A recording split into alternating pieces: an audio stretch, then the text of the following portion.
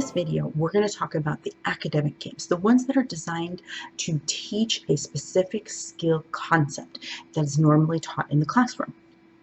And we're going to also talk about different things, tools that you can use to aid in playing these games. So this is really simple. It's just things that you can find around the house, or you can find at your favorite Target or Walmart. First thing is to have these tools around. The reason we want to use tools because we don't want to get in the habit of using our fingers when we're doing mathematical games. And then, of course, with spelling, it's sometimes really difficult to have the recall. But if you have a physical letter in front of you, it's much easier to then organize and figure it out. So have a few little tools ready for it. You can definitely use any kind of, beads or any tangible, touchable things. I like for words to use the letter beads. You can get them in wood or plastic at your favorite craft store or at your Target or Walmart.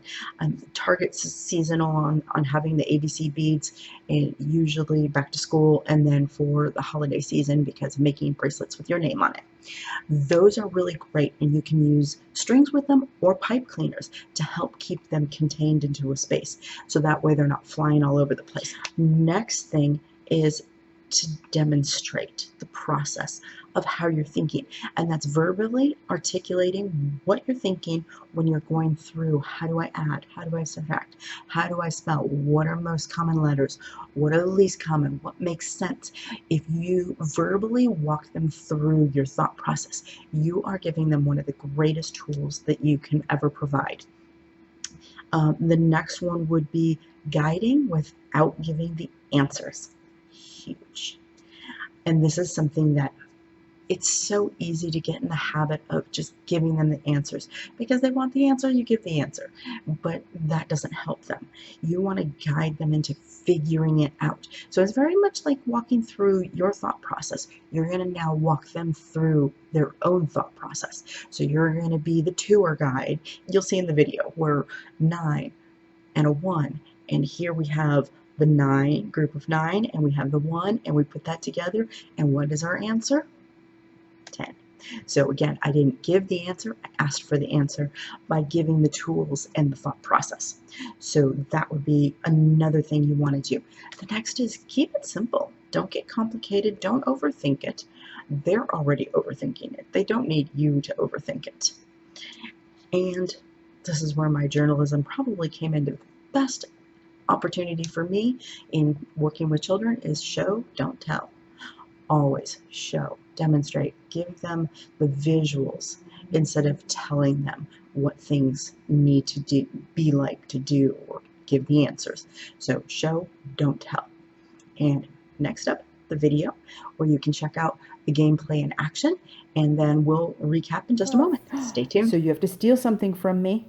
What can you steal that'll help you? Maybe that? Well, let's look at what numbers you have.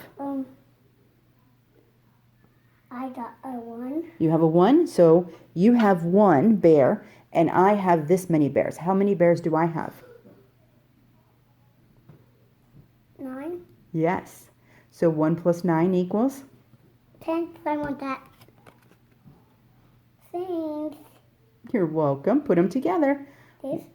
Does that make 10? Does that make 10? What makes 10? 1 and 9. There you go. And then put your octopus. So tools, as you noticed in the video, are something that's very helpful, but you can use anything. You don't have to use those cute little counting bears that you can find on Amazon, but you can use candy, of course. That's going to be a big hit. I have a little that enjoys eating carrots, the little baby carrots, so we use baby carrots and then he gets to eat some. So that's an option, but you can even use coins or blocks. Anything you have that is something that will fit in your hands. Obviously, you need 10 of them or whatever number that you're doing your math to, and that's it. It's really simple. Now, if you're going to use letters and do word games, of course, you want to get, a package of beads. You can get foam letters. There are just non-sticky ones and sticky ones.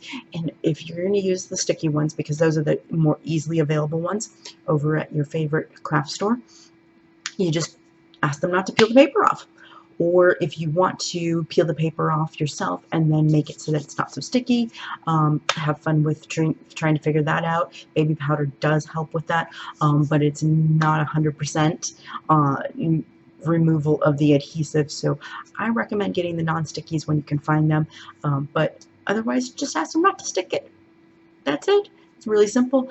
And again, it's something that they can touch. It's tactile, which is really important because it makes the concept easier to then visualize in the future in their head. And that's what we want to do, is start to build that imagination anyways. And as of course I demoed in the video, the guiding them through the thinking process.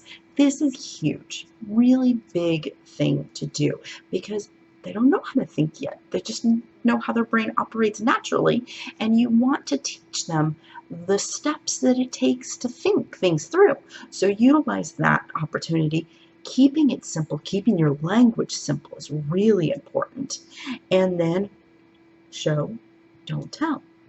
You guide them with whatever tools you're using, and you ask them the questions. So how many do I have here? How many did I give you? And that will help them start to think things through on their own. And after all, isn't that what our goal is, to build an independent thinker? I don't know. I think it is. So hopefully this video was helpful for you. Please post below any kind of comments you have about games that you're playing that you might need help figuring out how to teach. And so you've bought it, you tried it, and then you put it away on the shelf because it just was a flop. Post that game below, because I will do a flop video and turn that around.